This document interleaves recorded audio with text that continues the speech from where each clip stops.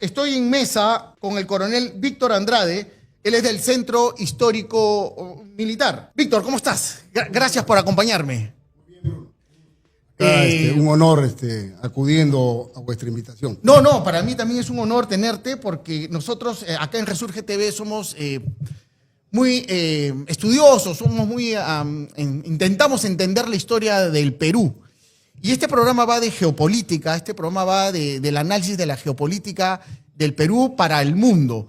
Y una de las partes de la historia que nosotros hemos querido siempre revisar, porque nos parece que ha sido poco entendida, es esta parte que va del 1836 a 1839, la Confederación Peruano-Boliviana, que causó mucho miedo, me parece, porque nos ganamos muchos enemigos. Esa era la unión de dos países recién iniciados. Hay que recordarle a los espectadores que esos primeros 20 años de la historia del Perú fueron caóticos, ¿no? Desde San Martín hasta pasados los 30, los 40, fueron nefastos, pasaron más de 20 presidentes, fue una locura. ¿Cómo podemos entender este proceso? ¿Cuáles son los antecedentes de esta confederación peruano-boliviana?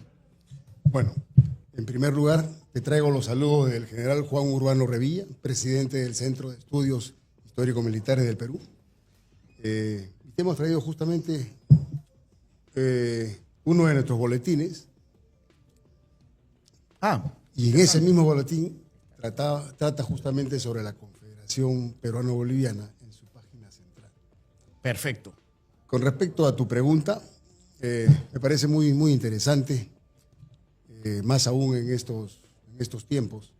En aquella época habría que remontarnos un poco en la historia, en el imaginario, ¿no? y ubicarnos en ese punto. Vemos pues que tras la guerra independentista, ¿no? Lima se convirtió en una anarquía, porque los mismos caudillos quisieron definir hegemonías, tener territorios, etc. Entonces, tras esa situación, Lima se convierte en una olla de bandoleros. Esa era la Lima de principio de la independencia. Así es, de saqueo, de anarquía. Entonces, es así como los mapas mal definidos desde la época virreinal ya ubicaban en terrenos que tenían que obedecer, poblaciones inclusive, obedecer a una autoridad, por decir en Lima, y religiosamente a través del clero de otro lugar. El caso de Bolivia, que pertenecía al virreinato de Río de la Plata. De Río de la Plata. Igualmente Ecuador. Ecuador también su población tenía que obedecer a autoridades de Lima, autoridades de Bogotá, autoridades de mismo Quito. Sí. Entonces es así en ese contexto que surgen los caudillos. Exacto. Donde los caudillos quieren tener, bajo la fiebre y el ejemplo de la fiebre napoleónica, que no era menos de apreciar, entonces muchos querían imitar, tenían ese ejemplo. Y es así como surge el más osado. El más osado tenía preeminencia, poder, conseguía objetivos, pero hay que pensar que la gente de aquella época no era gente ignorante, eran gente muy preparada, con ideas muy definidas, con objetivos decididos, gente, se diría, así como nosotros, muy culta. Sabían de la ilustración y muchas cosas más que inclusive nosotros también ignoramos. Claro, pero siempre el factor político distrae la intelectualidad, dicen, ¿no? O sea, siempre las ansias de poder. Y creo que la idea general de la Confederación era, en principio, muy buena, porque intentaba unir dos países que hubiera significado en su momento tener la hegemonía del Pacífico Sur, cosa que despertó la animadversión de Chile, ¿no? Entendamos que los políticos de la época sí querían esa unión, ¿no? Por un lado Orbegoso, vimos a Salaverry, Gamarra y Santa Cruz por el lado de Bolivia, pero claro, entre ellos esas disputas hicieron que predominara finalmente la unión entre Orbegoso y Santa Cruz, que definió finalmente la Confederación Peruano-Boliviana. En la Constitución, me parece, del 37, ¿no? De 1837, cuya capital de la Confederación era Tacna, dicen, ¿no? O sea, la Carta de Tacna de 1837, y ahí el Perú se divide en dos, ¿no? El Claro. Perú del norte y el Perú del sur. justamente en la ciudad de Tacna en aquella época se forjan, pues, se crea el departamento del litoral. El departamento del litoral. El departamento del litoral estaba conformado por las provincias de Arica y Tarapacá, que hoy en día están en posesión de Chile. Pero vayamos a esa visión, a esa raíz de aquella época, ¿no? Entonces, estamos hablando de caudillos. Estaba de presidente en los años 1835 el general de Orbegoso. De Orbegoso. Entonces, ante estos problemas suscitados, Orbegoso avisoraba la unión de Bolivia. Estaba de presidente en Bolivia don Andrés de Santa Cruz, Villavicencio y Calahumana, natural de Guarina. Entonces, bajo esta situación monárquica, de anarquía, mejor dicho, se levanta un personaje en la historia que se llama Felipe Santiago Salaverry. El presidente más joven del Perú, 28 años, 8 meses, llegó a la presidencia. Muchacho. Lleno de, Tengo clarito lleno de ese energía, dato. entusiasta, belicoso, picón también, enardecido. Entonces se levanta porque él estaba en Real Felipe, justamente, estaba de gobernador del Callao. Se levanta en armas, aprovechando una salida de Orbegoso hacia Arequipa. Y es así como surge una situación en la que Orbegoso, en la visión de mantener un orden, invita a Santa Cruz a ingresar al Perú. Así es. Y se dan 2 batallas, que las gana Bolivia, ¿no? Entonces ingresa Santa Cruz al Perú con 5.000 hombres armados de fusiles de última generación. Visionemos que los fusiles de aquella época eran fusiles de avancarga. Ajá. En cambio, Santa Cruz entra con fusiles ingleses de última de nueva generación, con rastrillo y carga automática, se diría, incipiente en aquella época. Entonces entra pues con un contingente de 5.000 hombres. Entonces, ante esto surgen 2 situaciones. Surge la guerra entre Gamarra y Salaverry, porque esto ocasionó la protesta de Gamarra, que inmediatamente reconoció la autoridad de Salaverry y se adhiere a Salaverry y se forma un grupo. Y surge la otra oposición, que es Santa Cruz con de Orbegoso. Con de Orbegoso. Así es. Y se da la primera batalla de Yanacocha. Yanacocha. En Yanacocha, Gamarra le sale al frente a Santa Cruz, apoyado con una población de cusqueños, lugareños de la zona, con palos, rejones y algunos armamentos. Y pierde la batalla, es derrotado por Santa Cruz, que era pues un ejército superior a caballo y con fusiles de repetición. Es así que Gamarra huye a Lima, pero también como había cierto recelo de los gobernantes salaverristas, es deportado a Costa Rica. Ah, mira. Se va a Costa Rica. Gamarra se va, no a Ecuador, a Costa Rica. No, a Costa Rica. A Costa Rica. Así es. Y luego le sale al frente Salaverry. Salaverry en una primera etapa triunfa en la batalla de Uchumayo. La batalla de Uchumayo tiene una particularidad donde da a conocer la victoria, lo jactancioso, ¿no? Y es esa personalidad justamente de Salaverry, que Salaverry en esa época escuchó por ahí una banda que tocaba cierta marcha. Y esa marcha le gustó a Salaverry. Y capta pues al director de la banda, que era un moreno. Y es la famosa marcha de Uchumayo. Es una marcha triunfal. La utilizamos hoy en día cuando llegamos a las Olimpiadas y la tonada es tara tara ta tara ta tara ta tan. Ah, claro. Así es. Ya recordaste la tonada. Ya, claro que sí. Entonces, esa es inolvidable. la marcha Uchumayo. Es la marcha, la salaverrina que se llama, hasta hoy en día. Entonces, triunfa Salaverry en Uchumayo y posteriormente, con esa emotividad, Santa Cruz, que era un tipo de mayor edad, más cuajado, lo espera pues en Socabaya. Y en Socabaya, llevado por la emoción, Salaverry pisa el palito y triunfa Santa Cruz.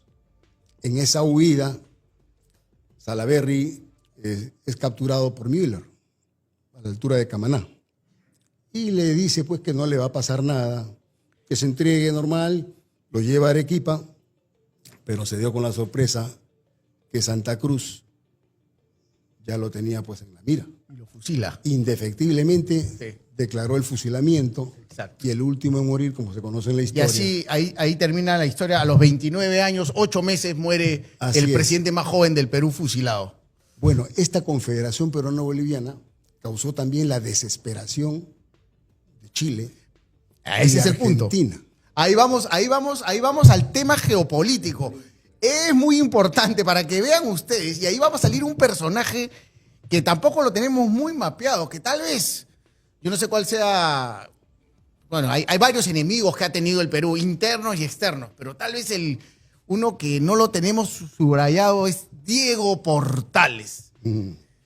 Una visión geopolítica del chileno de aquellas, ¿sabes? O sea, él sabía que tenía que expandir Chile y tenía en la mira el Perú y tenía en la mira a Bolivia. Y Diego Portales es el que creó toda esta historia de la expansión chilena. Cuando se da la Confederación Peruano-Boliviana, entre otras cosas, liberan los puertos. Y Valparaíso, que era el puerto número 1 en ese momento, porque el Callao había proteccionismo, los barcos no paraban en el Callao, era una desgracia. Santa Cruz se da cuenta de eso y libera, por ejemplo, el puerto de Cobija, el puerto de Arica, el puerto del Callao, el de Paita, y empieza a llegar la mercadería al Perú. Y le empieza a mover el piso a los chilenos que se vuelven locos con la historia. ¿Les parece recordar lo de Chancay y lo que está pasando ahora? Pues eso pasó en 1836, 37, 38. Les empezaron a mover el piso con el tema de los puertos. La historia se repite.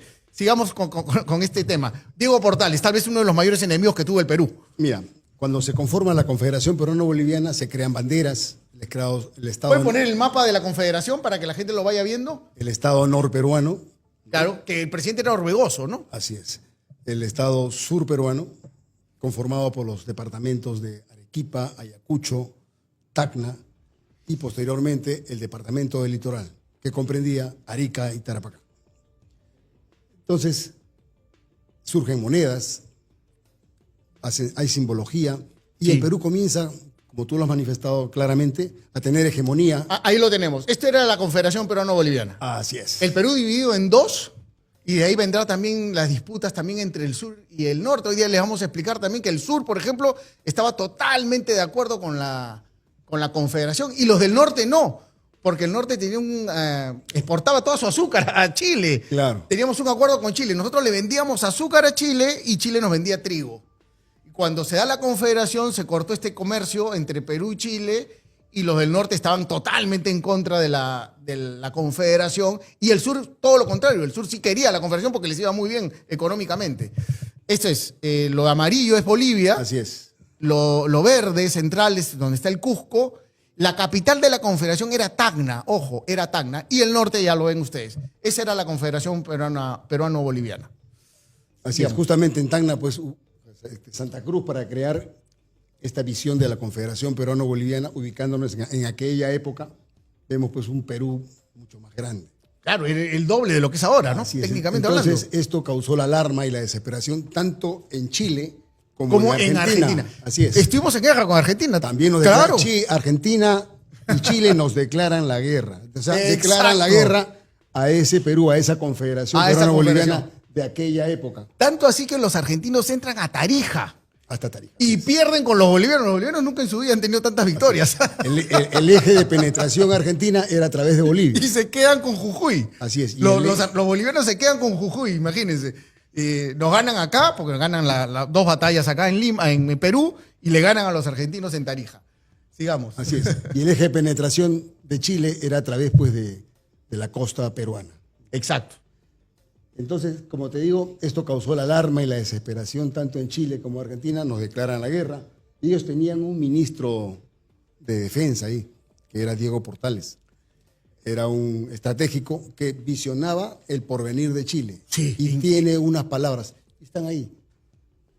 Están ahí. A ver, vamos a ver, intentarla buscar, pero... Está en el sí, pues. centro. En el centro está al costado. Vas a ver la imagen de Diego Portales. Sí, ok, sigamos. Ahí está, al pie. Está. ¿Acá?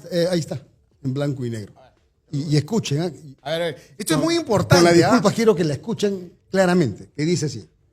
No puede ser tolerada ni por el pueblo ni por el gobierno, porque ella equivaldría a su suicidio. No podemos mirar sin inquietud y la mayor alarma la existencia de dos pueblos confederados y que a la larga, por la comunidad de origen, lengua, hábitos, religión, ideas, costumbres, formarán, como es natural, un solo núcleo. La Confederación Peruano-Boliviana debe desaparecer para siempre jamás del escenario de América. Debemos dominar para siempre en el Pacífico. Esta debe ser su máxima hora y ojalá fuera la de Chile para siempre. Diego Portales. No estamos hablando de 2026, estamos hablando de 1836. Como yo le digo a Chile, nuestro enemigo íntimo.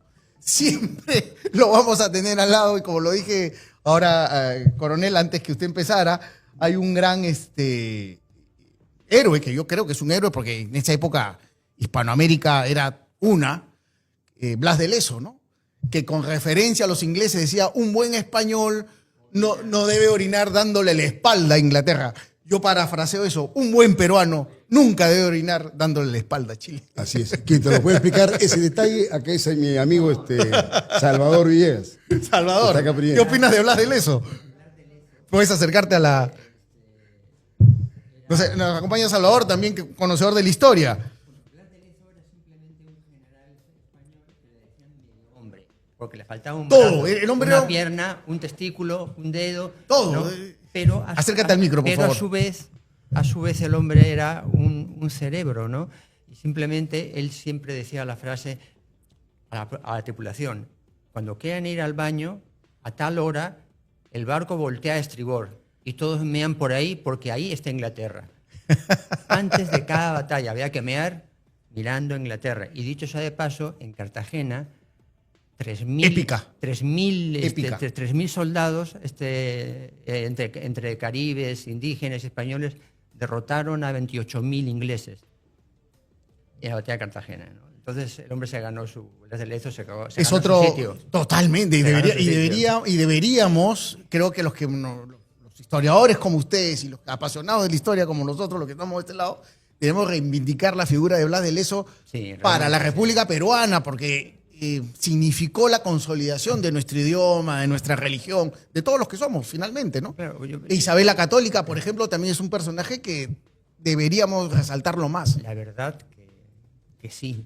Ella defendió al indígena desde el primer día y sin conocerlo siquiera. Exacto. Porque ella partía de que eran hijos de Dios y que por lo tanto tenían derecho al alma. Exacto. A propósito, acá tenemos un personaje. Sí. Y justamente en esta situación de la Confederación Peruano-Boliviana estuvo en Chile, conoció al enemigo del sur y dijo, si Chile compra un barco, el Perú debe comprar dos. Este personaje es el gran mariscal de Perú, don Ramón Castilla y Marquesado, quien también, él llega al Perú en una segunda expedición restauradora. Claro, él se pasa al lado de la restauración, de volver a lo que era el Perú antes de la Confederación. Así es. Como Vivanco también, me parece, ¿no? Vivanco, Gamarra, que regresa de Costa Rica. Exacto. Entonces, detengamos, en esos años del 36 al 39, el Perú fue un estado federal. 3 estados lo componían. Perú del Norte, Perú del Sur y Bolivia. ¿No? Ese fue el estado y eso fue la Constitución de 1837. En esa época era un gran proyecto supranacional. Exacto. Que pretendía pues hacer crecer bajo los lineamientos de Bolívar, con esa visión napoleónica. Y los chilenos la vieron porque lo sintieron también. Los barcos hay que entender que los barcos no había canal de Panamá, los barcos pasaban por Cabo de Hornos. Y ya no paraban. Ya no paraban en Valparaíso, se venían de frente al Callao o Arica, ¿no? Entonces, lamentablemente la opinión los empezamos a destrozar económicamente. La población en el Perú era pues bifurcada, ¿no? Unos estaban a favor de la Confederación, otros no visionaban, como Ramón Castilla, que en esa época Ramón Castilla visionaba que el Perú no podía fragmentarse. Exacto. Y ellos vieron de que, siendo la capital en Tacna, por decir, ¿no?, el Perú se estaba perdiendo. Entonces hubo esa pugna y acudieron al lado chileno, quienes, particularmente lo digo yo, quienes como fuerzas mercenarias fueron captados, pero ellos también captaron bajo los intereses y las visiones de Diego Portales, aunado con la coincidencia de que muere Diego Portales pasando revista a sus tropas en Chile. Entonces Chile es así que declara la guerra acusando al Perú de ser causante de esa muerte. Perdón, acusando a Santa Cruz de ser causante de esa muerte. Entonces, Chile organiza una primera expedición. Exacto. Que la llamó Expedición Restauradora. ¿Para qué? Restauradora. Para restaurar el régimen normal. Y aquí hay una parte de la historia que a mí me interesa mucho, ¿no? Porque ahí ellos, con mucha visión, pero fallaron. Desembarcaron en el sur. Sí. Y el sur era confederado, el sur era federal. Y pierde y Santa Cruz les perdona la vida. Aquí hay un dato muy importante. Ellos, bajo el afán de figurar y vencer, ¿no? Nombraron a Blanco Encalada. Blanco Encalada. Jefe de la primera expedición restauradora, quien desembarca en Arequipa, pero encontraron pues una población hostil. Hostil, le ¿no? negaron a todo. ellos sí les convenía. Pero lo curioso que al estilo Julio César, vino Vince, Santa Cruz derrota a los chilenos sin disparar un solo tiro. Y ese no fue un error, no debió haber acabado con ese ejército. El error fue que debió desaparecer. Exacto. Pero porque aprendieron del error y ya no en la segunda expedición ya se van al norte. Su benevolencia le costó caro después. Exacto. Entonces, Chile rechaza el Tratado de Paucarpata. Rechaza. Exacto. Fue criticado a nivel mundial, porque no debió hacerlo, porque ya habían firmado una situación en la que no deberían regresar al Perú. Nunca, jamás en situaciones belicistas. Ese fue el Tratado de Paucarpata. Y lo rompen. No patean el tablero, como quien dice. Las autoridades chilenas no reconocen. Exacto. Traicionan el tratado y recomponen su ejército porque no lo liquidaron ese ejército. Esta vez captan pues a Gamarra. Y se van al norte. Y el norte era así totalmente, estaba en contra de la Confederación. Y nombran a Bulnes. Bulnes. Exacto. Pero el que presidía toda esa expedición era Agustín Gamarra. Bulnes fue el jefe de su ejército, pero quien daba las pautas y los guiaban como fieles martinillos eran Gamarra, Castilla y otros peruanos, el Épuro y otros generales peruanos. Entonces ellos desembarcan pues justamente en Ancón. Técnicamente Castilla pelea al lado de los chilenos para restaurar supuestamente el Perú. Para que el Perú no sea fragmentado. Es la parte más controvertida. Más controvertida. Unos dicen que fue el error de Castilla, otros dicen que no. Víctor, pero al final vamos a hacer un análisis de si le hubiera convenido al Perú seguir como confederación.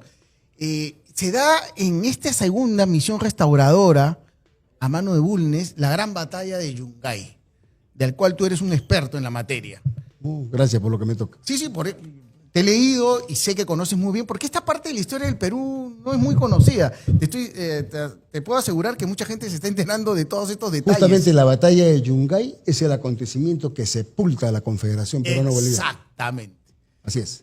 ¿Qué pasó en esa batalla? Bueno, fue en la segunda expedición. Cuando desembarcan en Ancón, ¿no?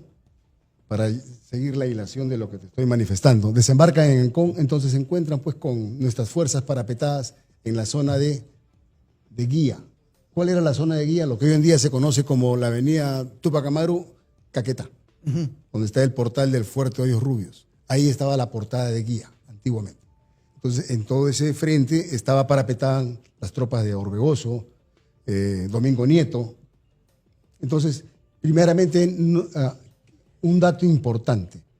Felipe Pardo de Aliaga se retira de ese grupo, porque él dijo, yo no voy a pelear contra peruanos.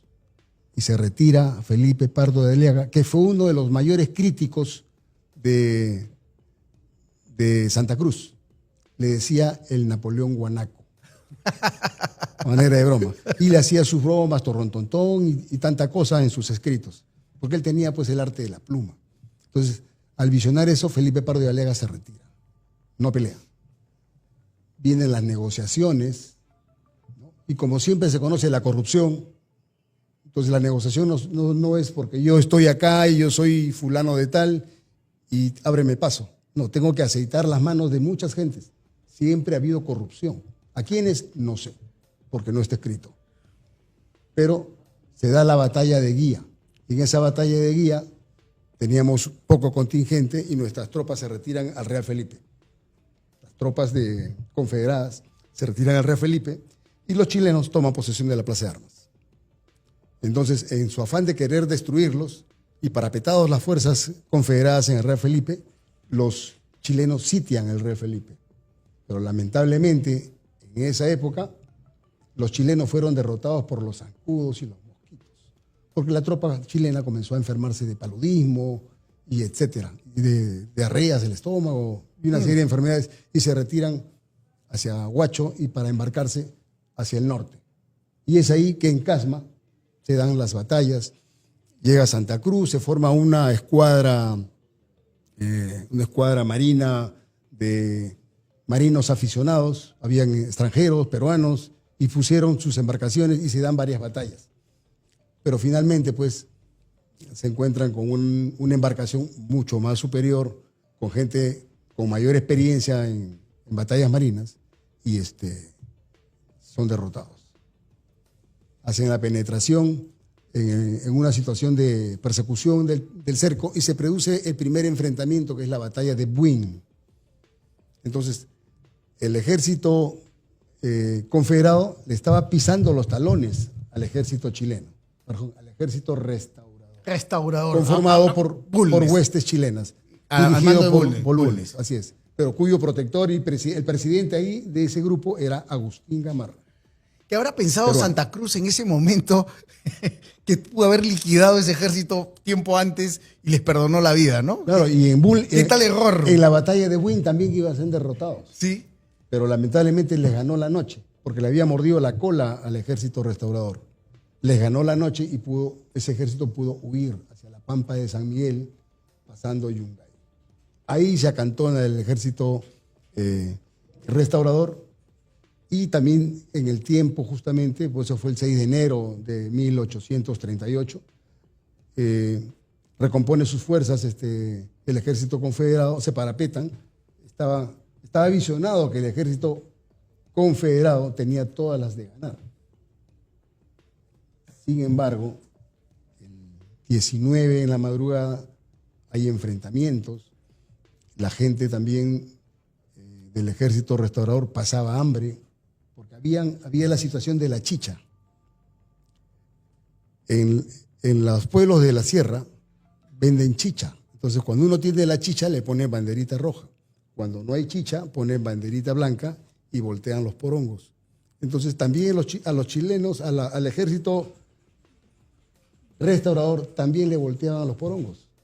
O sea, no era tampoco tan amigable de que el norte les había abierto las puertas al ejército restaurador. Ok. Entonces, había ese detalle de la chicha, porque los conchucanos, que son de Ancash, están a la espalda de Yungay, como quien se dirige a la cordillera negra, le llaman eso. Ahí la cordillera blanca y la cordillera negra. Entonces, ahí están el callejón de Conchucos. Como hay el callejón de Huaylas, hay el callejón de Conchucos. Los conchucanos estaban a favor de la Confederación Peruano-Boliviana. Entonces, ellos también apoyan. Entonces surge la cuestión de las banderitas, la chicha, y se da la batalla de Yungay, que empezó desde primeras horas de la mañana. Entonces surge la caballería, los cañones, pero el fragor del combate fue muy peculiar, porque la batalla se definió prácticamente en un accidente geográfico llamado el Morro Pan de Azúcar. El Morro Pan de Azúcar es una especie de un cerro grande, con especie de pirámide. Antiguamente han habido culturas ahí también, pero ahí se ubica un general que se llama Quirós Anselmo, que estaba a cargo del Cerro Pan de Azúcar y de ahí dirigir los tiros. Ruedan peñascos, la lucha fue encarnizada, en el Punyán también habían huestes, prácticamente la lucha también fue cuerpo a cuerpo, se acabaron las municiones, pero en ese fragor de la batalla, en ese fragor, Santa Cruz quiere movilizar sus huestes para cerrar.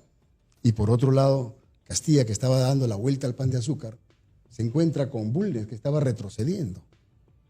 Entonces, Castilla lo para a Bulnes y le dice: no hemos venido a perder, hemos venido acá, si es posible, a derramar nuestra sangre y a ahogarnos con ella, pero no, la Pampa de San Miguel es muy amplia y podemos ser derrotados. Entonces lo incentiva a Bulnes, y también hay la historia de la Virgen de Chuquinquirá. O se aparece una lugareña vestida de una ropita parecida a la Virgen de Chuquinquirá, y ella es la que los orienta por dónde están las trincheras de Santa Cruz. Y es ahí por donde ellos ingresan y rompen justamente las líneas de Santa Cruz. Ese es por la parte del ejército restaurador. Por la parte del ejército confederado, Santa Cruz fue pues porque él tenía una escolta de caballería, de protección muy personal, y iba a que esta escolta accione en plena batalla. Pero lamentablemente es traicionado. Lo traicionan a Santa Cruz en pleno fragor de la batalla. Y asimismo también tampoco participan sus huestes de reservas, que era el general Vallivian y el general Alvarado. Generales que posteriormente fueron presidentes de Bolivia. Pero traicionan. Entonces, Santa Cruz se dice, y está en los escritos, Sí. algo muy raro está sucediendo. Se da cuenta que es traicionado. Y efectivamente ve cómo sus tropas dejan el combate, sobre todo tropas bolivianas, no peruanas. Y huye. Cuenta la historia que Santa Cruz llora amargamente, así, llora amargamente por ese sabor de la traición y ser derrotado. Imagínense cómo debe sentirse ese hombre. Claro, porque además tuvo la oportunidad de liquidar el conflicto mucho antes, ¿no? Mucho antes, y dejó pasar la oportunidad. Lo cierto, Víctor, es que la experiencia nos dice, a ver, Santa Cruz era boliviano, hubo una pugna, intentó al principio entenderse con Gamarra. Gamarra quería que la predominancia de la confederación la tuviera el Perú, por razones lógicas. El Perú había sido pues un imperio, un reino. Bolivia realmente había sido un apéndice del Perú, aislado totalmente, pero Santa Cruz tenía, me parece, mayor criterio y buscó un aliado en Orbegoso y consiguió finalmente que la posición boliviana primara sobre la peruana y se diera la confederación de esa manera, con una preponderancia boliviana en contra del Perú. Claro que si esto hubiera seguido, seguramente el Perú con el tiempo hubiera tomado la preponderancia. Es cuestión de riqueza, de ingenio, de capacidades. El Perú tenía un largo trecho por delante. Las medidas económicas que implanta Santa Cruz desestabilizan a Chile y hacen, para hacer un resumen, hacen que Chile y Argentina nos declaren la guerra para acabar con la confederación. Traspolando eso a la actualidad. Porque todo es cíclico y tú lo sabes como historiador. No estamos viviendo ahora algo parecido. Y por eso cuando yo digo el ejército, la aviación, la marina, se tienen que renovar, se tienen que reforzar, no para hacer la guerra, para impedir la guerra, para que nos respeten, porque lo que está pasando en este juego geopolítico de ahora, en el Pacífico Sur, teniendo en cuenta que el mercado del Asia-Pacífico lo tenemos al frente, no puede despertar a futuro nuevamente ansias de los chilenos en contra del Perú. Claro que sí, claro que sí. Chile también está viendo algo parecido. Claro, aquella época se está volviendo a repetir. El Perú a mediano plazo tendrá hegemonía. Exacto. Y ellos quedarán en segundo plano. Y entonces están saliendo ahora, no, que la soberanía peruana en Chancay. Van a querer por todo destruir te ponen una medida ese cautelar. gran proyecto. Te ponen una medida cautelar para que no se inaugure Chancay. Acuérdate, eso ha sido Claro, hace y en poquito. aquella época justamente el problema de la Confederación Peruano-Boliviana Eran era los pueblos. pues una situación que muy expectante en el mundo. Exacto. En América sobre todo. Exacto. Así es. Repito, ¿no? Una de las medidas que tomó Santa Cruz fue liberar los puertos. O sea, si tú pasabas el Cabo de Hornos, si te ibas a Cobija, Arica, Cobija en esa época era Bolivia, ¿no? Arica era Perú, Callao, y no pagabas impuestos. Podías llevar libremente tu mercadería. Entonces, bypaseaban Valparaíso. Lo que está pasando justamente ahora con Chancay, es lo mismo. La historia es cíclica.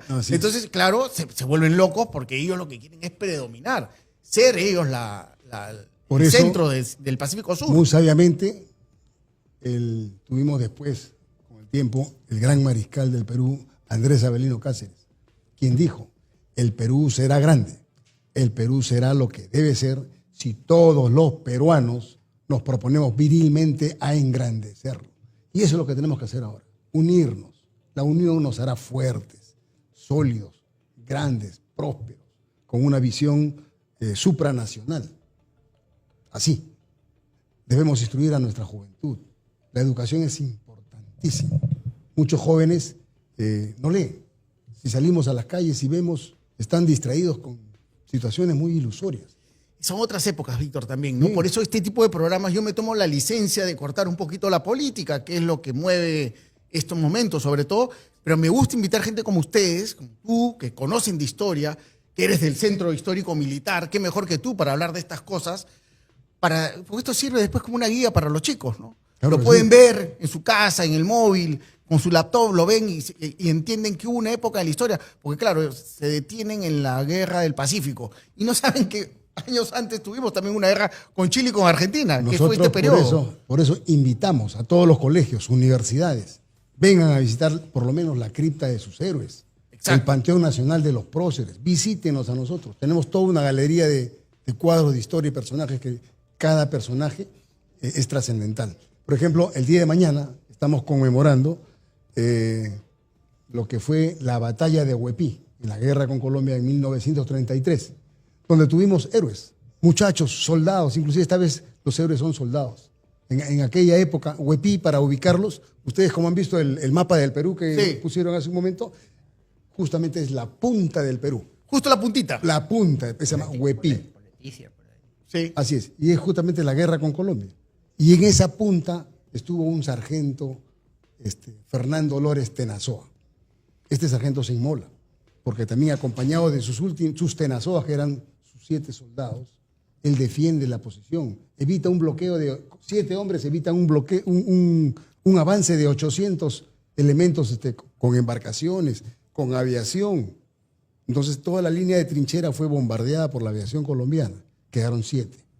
Entonces este sargento ubica a Fernando Lores en un árbol con una ametralladora checoslovaca de aquella época y él en esa posición evita el desembarco. Los retuvo buen tiempo, un par de horas por lo menos, desde tempranas horas.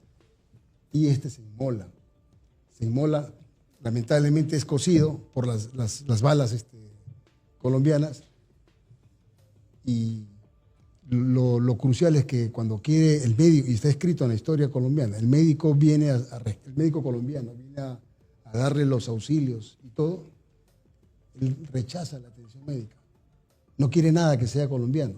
Y cuando cae Alfredo Vargas Guerra, que estaba en el árbol, cae abrazado su bandera. Y cuando lo iban a capturar con el armamento, Alfredo Vargas Guerra abraza su ametralladora, la checoslovaca, y dice, esto es peruano, y se va conmigo y se tira al río Putumayo. O sea, son actos de gente joven Heroico. que dio de todo por defender su patria y su bandera. Ese es Huepí. Y el día de mañana es la conmemoración de ese acto histórico. Ahí estaremos. Víctor, yo te quiero agradecer. No quiero terminar esta entrevista sin preguntarte. ¿Nos hubiera ido mejor como país manteniendo la Confederación Peruano-Boliviana? ¿Cómo avisoras eso? ¿O estuvo bien volver al estado anterior? ¿Cómo lo ves? ¿Qué es lo que puedes analizar de esta etapa? Sería muy utópico decir si hubiera ganado la Confederación. ¿Qué hubiera sido? Todos tenemos una ilusión. Pero eso sí, yo soy de la opinión, al igual que otros, que debe haber un perdón histórico. El gran mariscal del Perú, don Andrés de Santa Cruz, Villavicencio y Calahumana, peruano, quizás es necesario que mantengamos que sea considerado boliviano para los peruanos y peruano para los bolivianos. Pero eso sí nos deja un mensaje. Algún día habrá una situación en que se unan este gran proyecto de estados supranacionales y seamos grandes. Una América grande, consolidada, fuerte. A veces digo, ¿por qué TLC para América y por qué Unión para Europa? América puede ser fuerte. Europa está unida y Europa no. Acá no hay unión. Es algo utópico, pero sería lo ideal. Y el enemigo siempre está a la puerta. Como dice el otro personaje. Las de Leso. Ah, Las de Leso. Las de Leso, No hay que darle claro. espalda. No queda la Y espalda. como dice Ramón Castilla, si Nunca. Chile compra un barco, el Perú debe comprar 2. Claro. No con fines belicistas, sino por No, seguridad. disuasorio, seguridad. Seguridad, así Que es. te respetan como te ven. Así es. Vamos, esa es la idea. Esa es la idea y por eso es importante que las Fuerzas Armadas se renueven, por eso es importante tener unas Fuerzas Armadas que den respeto. Porque si no, pasa lo que pasó. Ya lo hemos vivido, o sea, esto no es nuevo. Por eso es importante revisar la historia, porque es Así es. cíclica, la historia es cíclica. Víctor, te quiero agradecer, Salvador. Muchas gracias. No, a ti por atenderme. Interesante lo de Blas de Leso, ¿no? Todo sin ojos, Gracias sin por la brazos, invitación, pero excelente. tenía más testosterona que para regalar, tenía Ay, testosterona. Acércate, por favor. Murió en Colombia. Murió en Colombia. Sí, de una astilla en la ingle, ¿no? Imagínate. Pero después de toda la batalla, ¿no? Claro, y paró a los ingleses, si no, imagínate, no estaríamos acá nosotros, por lo menos Víctor y yo no estaríamos acá. Bueno, eso nunca se sabe, ¿no? Pero tuvo lo que había que tener, ¿no? Y Sí. muy poca gente lo tiene cuando debe. Hay que hacer. Y ahí después de la Confederación, entramos en una etapa de crisis tremenda, ¿no? Y como este país es bendito, porque es así, porque tenemos un pacto con el de arriba, se nos aparece el guano. Pero esa ya es otra historia que ya la contaremos en otro momento. La historia del guano y lo que viene después del guano y el salitre. Varios capítulos. Se nos apareció la Virgen María porque estábamos muy mal y ¡pum! Aparece el guano. Gracias, Víctor. Gracias, Salvador, por estar. Gracias, Les Tino, por la agradezco invitación. muchísimo. Gracias por estar ahí. Esto ha sido una reseña histórica. Nos gusta revisar un poco la historia del Perú porque de esa historia nosotros aprendemos.